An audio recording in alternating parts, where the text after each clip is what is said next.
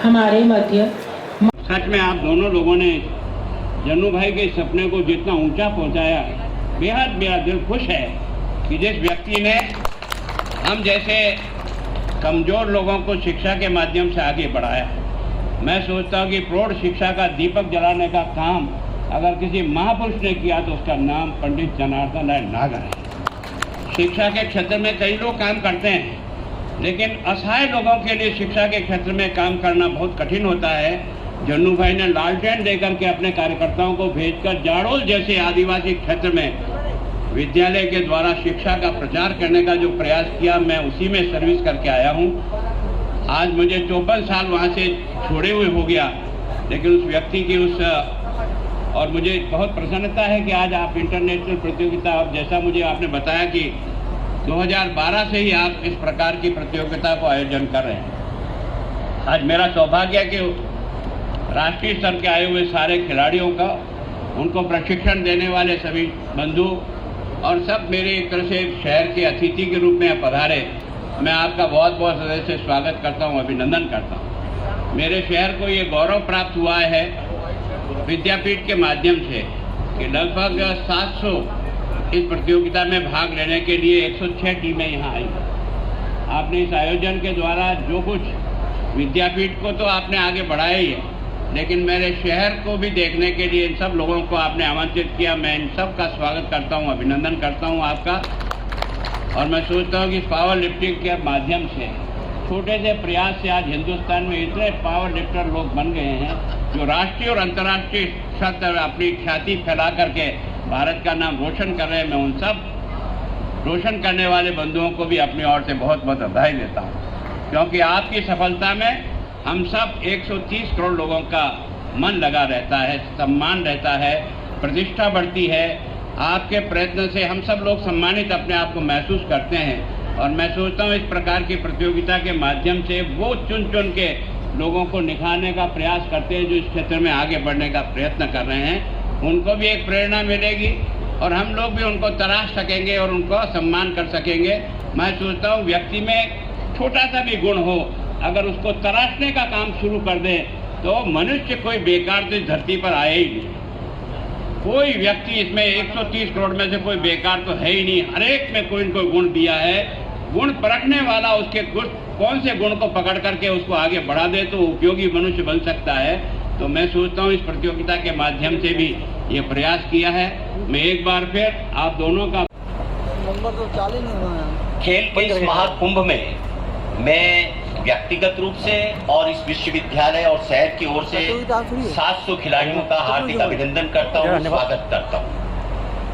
और दूसरा, आपके कुलपति जी को इस बात की बधाई देता हूँ कि इस समय अंतर्राष्ट्रीय स्तर पर, अभी कुछ दिनों पहले तो हमने तालिबान और अफगानिस्तान के बीच में चलते हुए सीन को देखा और आजकल यूक्रेन और रशिया को देख रहे हैं। इन परिस्थितियों में पावर लिफ्टिंग हिंदुस्तान में होना बहुत जरूरी है। हमारे देश की मजबूती के लिए इस स्कीम को उदयपुर में लाना और इस प्रकार का टूर्नामेंट आयोजित करना निश्चित रूप से ये समय का तकाजा है।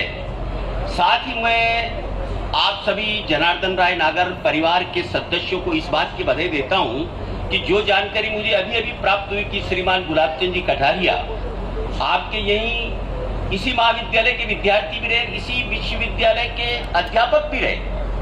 मतलब दो बात स्पष्ट है, यहाँ के विद्यार्थियों का भविष्य उज्जवल है और अध्यापकों का भविष्य भी उज्जवल है। सिग्नल है ये कि आपके एल्यूमिनियम बहुत ताकतवर होते हैं।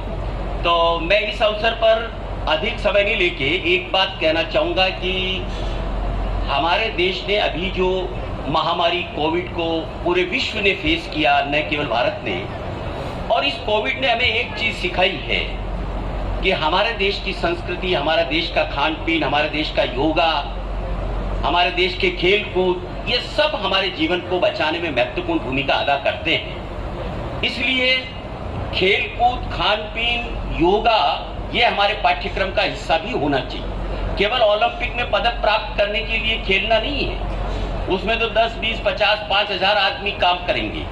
हिंदुस्तान के हर व्यक्ति को 140 करोड़ लोगों को खेलना है, कूदना है, योगा करना है, ताकि हमारा मेडिकल एक्सपेंडिचर कम हो, हमारी एवरेज एज बढ़े, हमारा जीवन सुखी हो, संपन्न हो।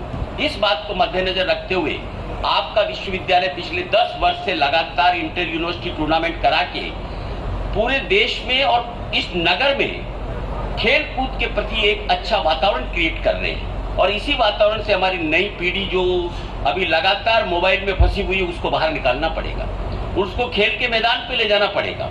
और उनको ये पता होना चाहिए कि मोबाइल से ज्यादा लाभकारी ये खेल का मैदान है। तो ये वातावरण से संभव है। और इसी वातावरण के क्रिएशन के लिए मैं आपको, आपके विश्वविद्यालय को, आपके नेतृत्व को बहुत बहुत बधाई देता हूँ।